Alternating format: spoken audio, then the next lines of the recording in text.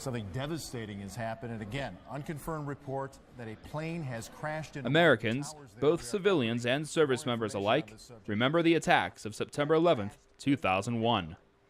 Some troops remember the day very clearly because they watched it happen firsthand. The train it stopped in the tunnel, and the conductor said, "Ladies and gentlemen, we have a delay because of an airplane that hit the World Trade Center." His train halted service, and Salazar was forced above ground to Brooklyn's busiest intersection, Atlantic Avenue and Flatbush Avenue. From that intersection, he could see smoke billowing from the Twin Towers. About a half hour after the first tower collapsed, it started to snow. But it wasn't regular snow. It was a clear day, for one. And as I gathered the snow in my hands, I realized that it was actually pieces of office documents that had blown across the river from the tower collapse. The days following the attacks, he was activated.